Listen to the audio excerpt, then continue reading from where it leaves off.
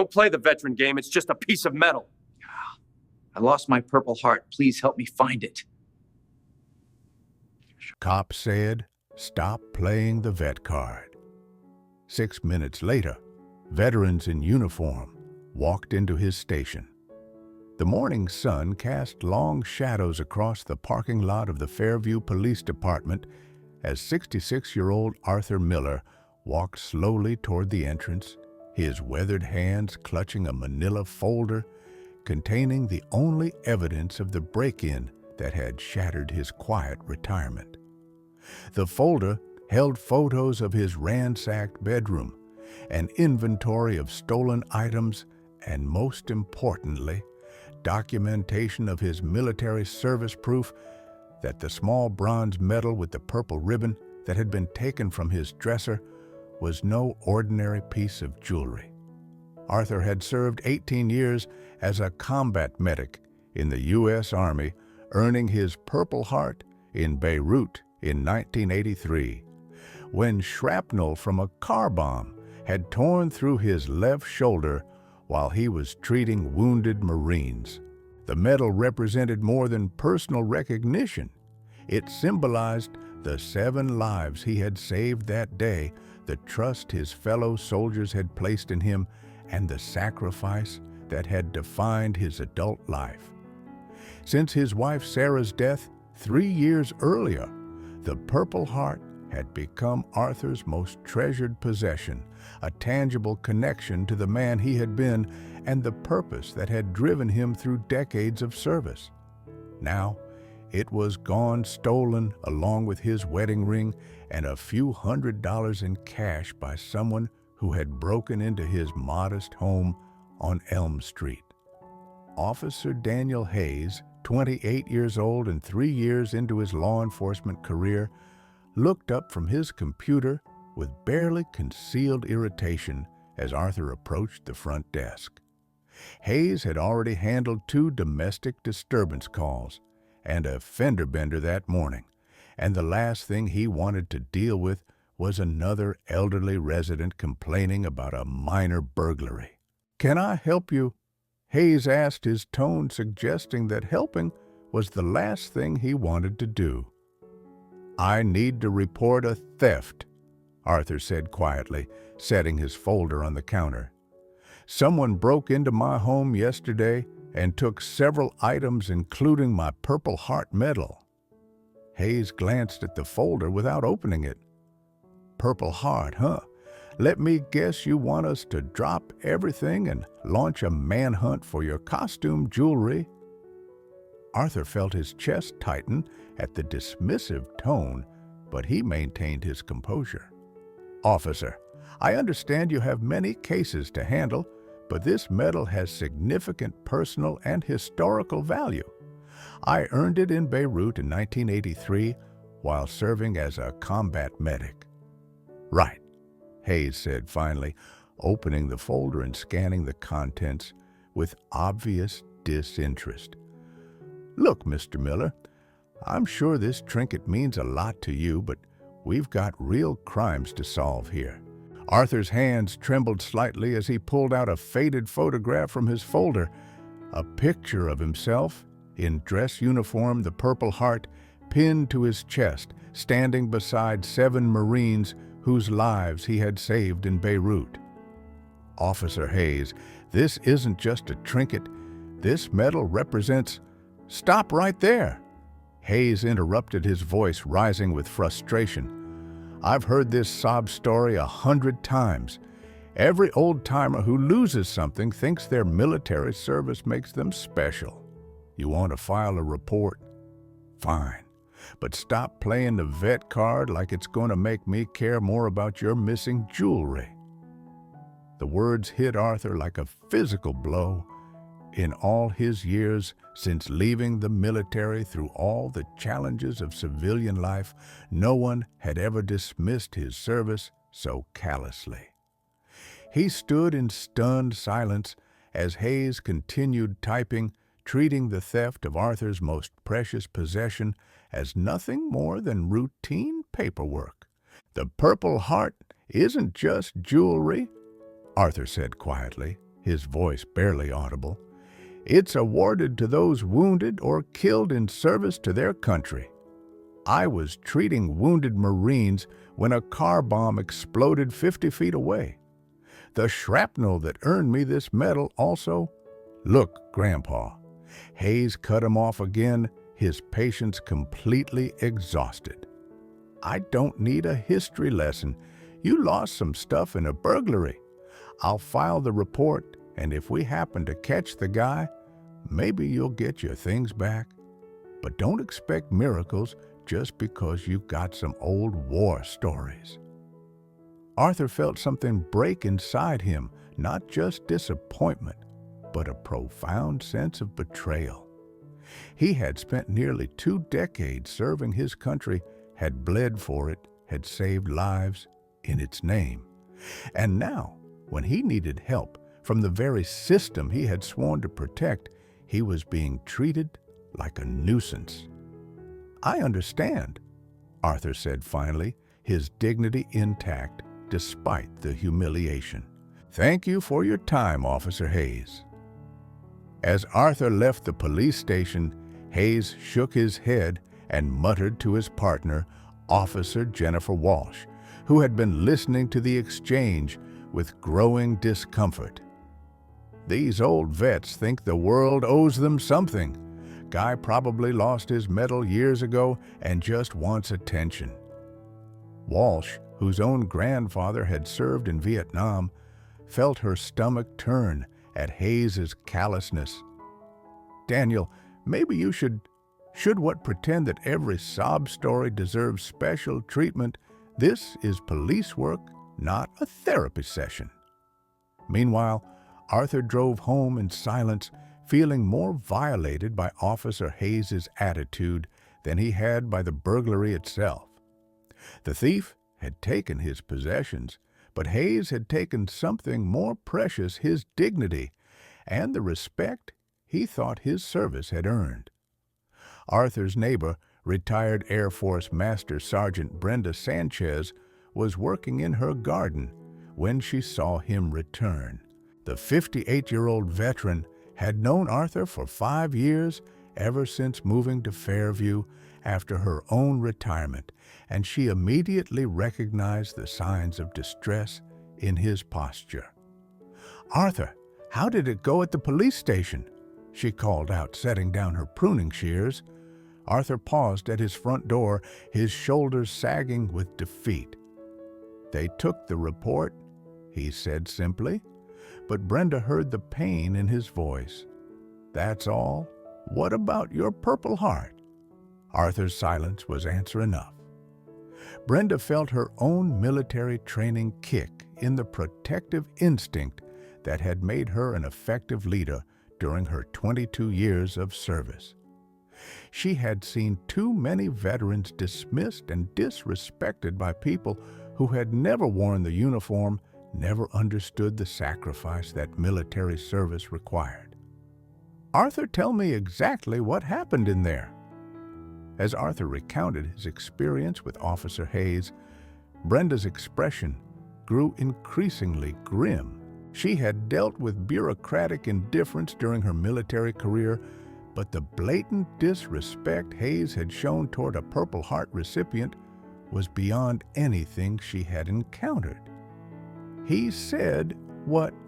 Brenda asked, her voice dangerously quiet, when Arthur repeated Hayes's vet card comment. "He called it costume jewelry, Brenda. Said I was just looking for attention with my old war stories." Arthur's voice cracked slightly as he relived the humiliation. Brenda felt her anger building, not the hot, explosive rage of youth, but the cold, calculated fury of a senior non-commissioned officer who had spent decades protecting her subordinates from exactly this kind of treatment. She had not risen to the rank of Master Sergeant by accepting disrespect toward those under her command, and she wasn't about to start now. "Arthur, go inside and rest. I'm going to make some phone calls."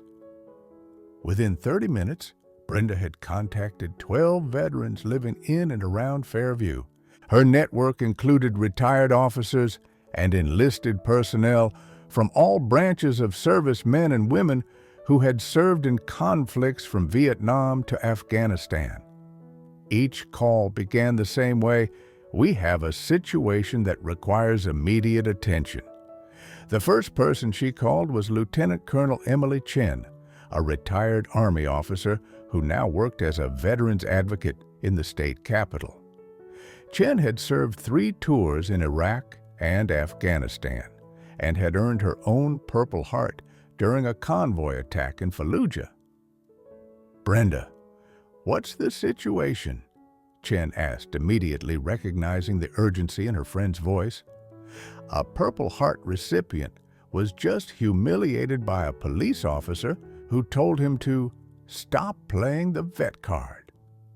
The officer dismissed his medal as costume jewelry and refused to take the theft seriously. Chen's response was immediate and decisive. "I'll be there tomorrow morning. How many others can you mobilize? Give me 2 hours and I'll have a count." Brenda's next call was to Sergeant Major Robert Jackson, a 30-year Army veteran who had served in Desert Storm, Iraq, and Afghanistan. Jackson's deep voice carried the authority of someone who had commanded respect on battlefields around the world. "Master Sergeant Sanchez, what do you need?" "We need to remind some people what respect looks like, Sergeant Major." "I'll be there. Full dress uniform?" "Absolutely. We're going to do this by the book." The calls continued throughout the afternoon. Chief Petty Officer Maria Rodriguez, who had served on 3 Navy deployments. Staff Sergeant David Kim, a Marine Corps veteran with 2 Purple Hearts of his own. Captain Sarah Williams, an Air Force pilot who had flown combat missions over Afghanistan. Each veteran Brenda contacted understood immediately what was at stake. This wasn't just about Arthur's stolen medal. It was about the fundamental respect owed to those who had served their country. Officer Hayes's dismissive attitude represented a broader problem that many veterans faced when dealing with civilian institutions that didn't understand or value military service. By evening, Brenda had confirmed attendance from 25 veterans representing all branches of the military. The plan was simple but powerful. They would arrive at the Fairview Police Department the next morning in full dress uniform, presenting a united front that would be impossible to ignore or dismiss. "We're not going there to cause trouble," Brenda explained to each participant. "We're going to demonstrate what respect and professionalism look like. We're going to remind them that veterans deserve better than what Arthur received." Lieutenant Colonel Chen arrived in Fairview that evening, driving 3 hours from the state capital to participate in what she was already calling Operation Respect. She met with Brenda and Arthur to review the plan and ensure that their demonstration would be both effective and appropriate.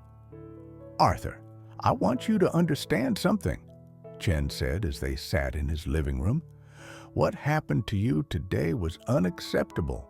No veteran should ever be told to stop playing the vet card when seeking help from the very institutions they swore to protect."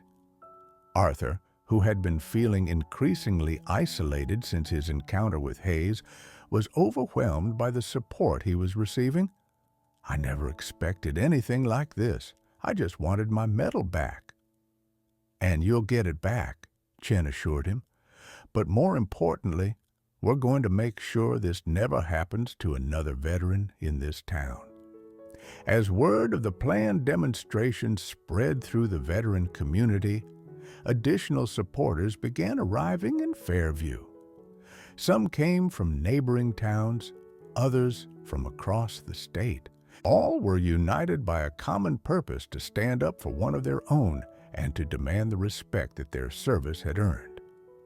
The stage was set for a confrontation that would test the character of both the police department and the community it served.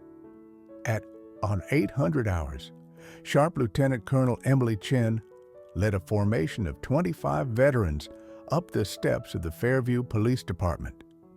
Their dress uniforms were immaculate, their bearing professional, and their purpose unmistakable. The sight of so many decorated service members moving in perfect formation drew immediate attention from everyone in the vicinity. Officer Hayes was at the front desk when the formation entered the lobby. His casual morning routine was shattered as he found himself facing a wall of military precision and barely contained authority. The veterans arranged themselves in two ranks with Chen at the front and Sergeant Major Jackson at her right shoulder. "Good morning," Chen said, her voice carrying the calm authority of someone accustomed to command. "I'm Lieutenant Colonel Emily Chen, United States Army, retired. We're here regarding the case of Arthur Miller and the theft of his Purple Heart medal." Hayes felt his mouth go dry as he looked at the assembled veterans. Their uniform ribbons told stories of service in conflicts he had only read about, and their collective presence filled the small lobby with an energy that was both respectful and intimidating. I handled that case yesterday." Hayes stammered, suddenly aware that his dismissive treatment of Arthur was about to come under scrutiny. "Yes, we know," Chen replied. "We understand that Mr. Miller was told to stop playing the vet card, and that his Purple Heart was dismissed as costume jewelry. We're here to discuss the appropriate level of respect and attention that should be given to crimes against veterans." The lobby had fallen completely silent, except for the sound of Hayes's increasingly rapid breathing. Other officers had begun to gather, drawn by the unprecedented sight of so many veterans in their station. Sergeant Major Jackson stepped forward, his presence commanding immediate attention. "Officer Hayes, do you understand what a Purple Heart represents?" It's a military medal," Hayes replied weakly. "It's awarded to those wounded or killed in service to their country." Jackson explained, his voice carrying the weight of 3 decades of military experience. "Arthur Miller earned his Purple Heart in Beirut in 1983 while saving the lives of 7 Marines. The shrapnel that wounded him was the price he paid for putting others before himself." Chief Petty Officer Rodriguez added her voice to the explanation. "When a Purple Heart is stolen, it's not just theft of property. It's theft of honor sacrifice and the blood that was shed earning it." Hayes looked around, desperately realizing that his casual dismissal of Arthur's case had escalated into a crisis that was far beyond his ability to handle. The veterans weren't angry or aggressive, but their professional demeanor somehow made their disapproval more intimidating than any shouting match could have been. "Where is your supervisor?" Chen asked politely.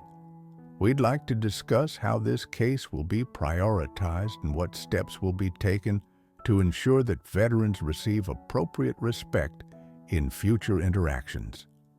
Before Hayes could answer, Chief David White emerged from his office, drawn by the commotion in his lobby.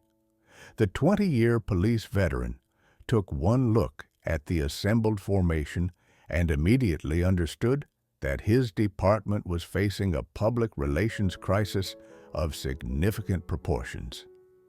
"I'm Chief White," he announced, approaching Chen with the respect due to her rank.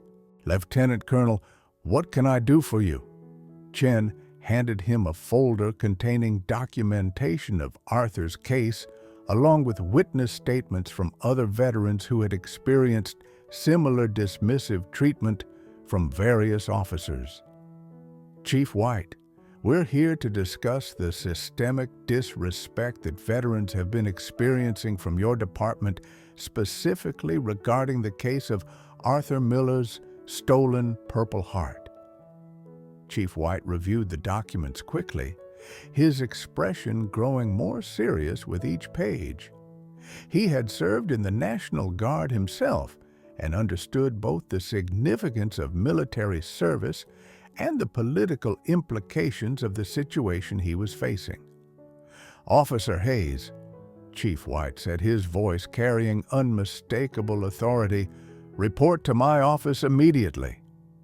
As Hayes hurried away, Chief White turned back to the veterans. "Lieutenant Colonel Chen, I want to personally apologize for the treatment Mr. Miller received. This is not representative of our department's values, and I assure you that immediate corrective action will be taken." "We appreciate that, Chief," Chen replied. "But we're not just here for apologies. We want to see concrete changes that ensure this never happens again." The crisis had reached its peak, and everyone present understood that the next few minutes would determine whether this confrontation would end in resolution or escalation. Chief White quickly assessed the situation and made a decision that would define his leadership and his department's relationship with the veteran community. "Lieutenant Colonel Chen, would you and your representatives join me in the conference room? I want to address this matter properly." The conference room filled with the quiet authority of experienced military personnel as Chen Jackson Rodriguez and 3 other senior veterans took seats around the table. Chief White was joined by Detective Sophia Lee, a 12-year department veteran who had served 2 tours in Afghanistan before joining law enforcement. "First, let me be clear about something," Chief White began. "Officer Hayes' treatment of Mr. Miller was completely unacceptable and does not represent the values of this department. Detective Lee, I'm assigning you to take personal charge of Mr. Miller's case effective immediately." Detective Lee nodded professionally. "Chief, I've already reviewed the initial report. With your permission, I'd like to expand the investigation and treat this as a priority case." "Granted. Whatever resources you need." Chen leaned forward slightly. "Chief White, we appreciate the immediate response, but we need to discuss the broader issue. This isn't an isolated incident. Several veterans in this community have reported similar dismissive treatment when seeking help from your department." Sergeant Major Jackson opened a folder he had brought. "We've documented 6 separate incidents over the past 2 years where veterans were told their military service was irrelevant to their cases or where their concerns were dismissed because of their veteran status." Chief White felt his stomach sink as he realized the scope of the problem. "I was not aware of these incidents. Why weren't they reported through proper channels?" "Because veterans are taught to handle problems internally," Rodriguez explained. "We don't typically complain unless the situation becomes intolerable. Arthur's case was the breaking point." The climactic moment came when Chief White made a decision that would transform his department's approach to veteran affairs. "Lieutenant Colonel Chen, I want to propose something unprecedented. Would you and your organization be willing to work with us to develop a comprehensive training program for all our officers on veteran affairs and military culture?" Chen exchanged glances with Jackson before responding. "Chief, we'd be honored to help, but we need to see immediate action on Arthur's case first. Trust must be earned through results, not promises." "Understood. Detective Lee, what's your assessment of the investigation potential?" Lee had been reviewing the case file during the meeting. "Chief, The theft occurred in broad daylight in a neighborhood with several security cameras. The perpetrator also took items that can be traced. With proper priority and resources, I believe we can solve this case within 48 hours. Make it happen, whatever you need. As the meeting continued, Officer Hayes sat in Chief White's office, his career hanging in the balance. The young officer was beginning to understand the magnitude of his mistake, not just in how he had treated Arthur, but in his fundamental misunderstanding of what military service meant to those who had worn the uniform. The climax of the confrontation came when Arthur Miller himself arrived at the police station, having been contacted by Brenda Sanchez about the veterans' demonstration. He walked into a lobby still filled with uniformed veterans who immediately came to attention as he entered. "Mr. Miller," Chen said, approaching him with the respect due to a fellow Purple Heart recipient. "We're here to ensure that your case receives the attention it deserves and that you receive the respect you've earned." Arthur, overwhelmed by the support, struggled to find words.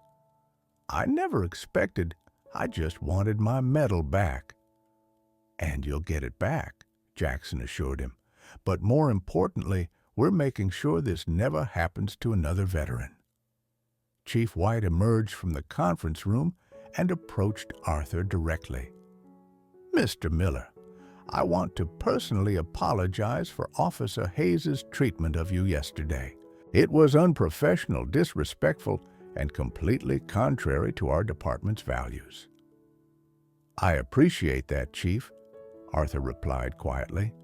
"Sir, I'm assigning Detective Lee, one of our best investigators and a combat veteran herself, to personally handle your case. She has full authority to use whatever resources necessary to recover your Purple Heart and apprehend the person responsible."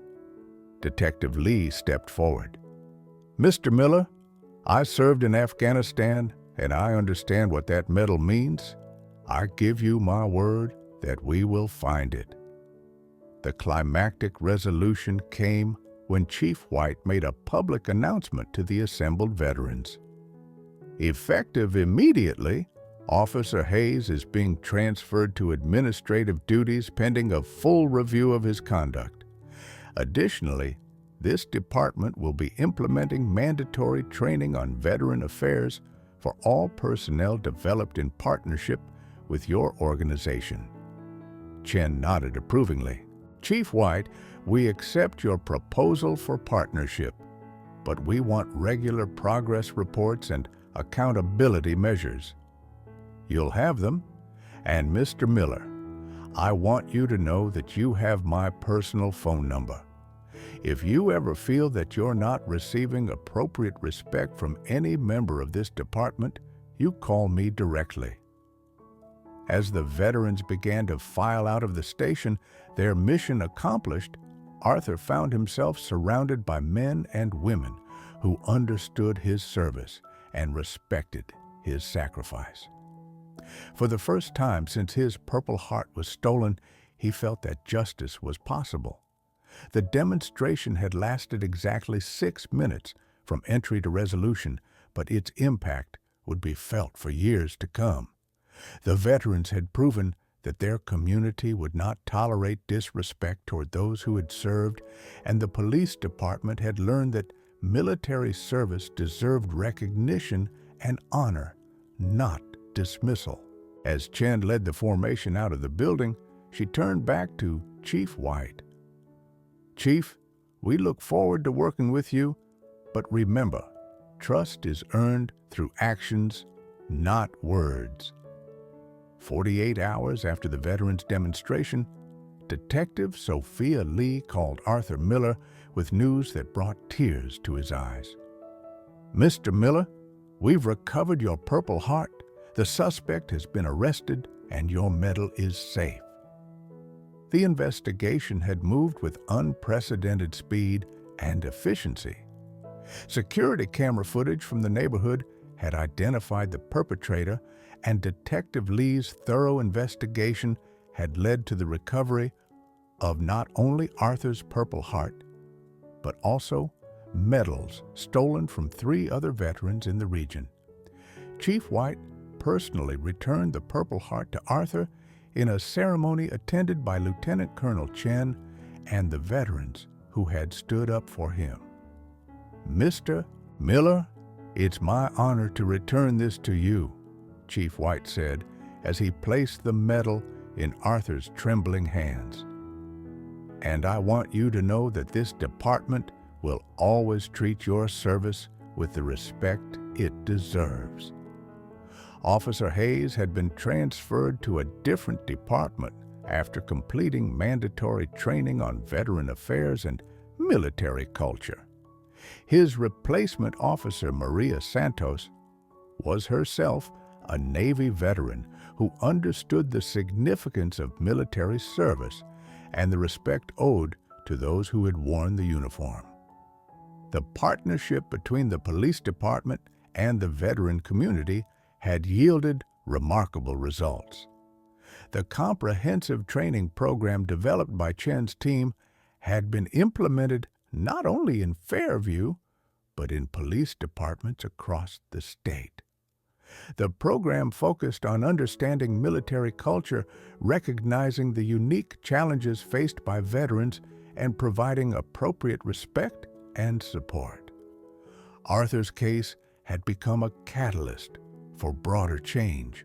The local media coverage had inspired other communities to examine their own treatment of veterans, and several cities had implemented similar training programs for their first responders. Most importantly for Arthur, he had discovered a community he never knew existed. The veterans who had stood up for him had become close friends, and he now volunteered with Chen's organization to help other veterans navigate civilian bureaucracy and ensure they received appropriate respect and support. "I lost my medal for 2 days," Arthur reflected during a veterans gathering 6 months later, "but I gained a family that will last the rest of my life." The Purple Heart once again sat in its place of honor in Arthur's bedroom, but now it represented more than just his own service. It symbolized the unbreakable bonds between those who had served and their commitment to protecting each other long after their military service had ended. This story demonstrates how the veteran community's solidarity can create positive change and ensure that military service receives the respect and recognition it deserves.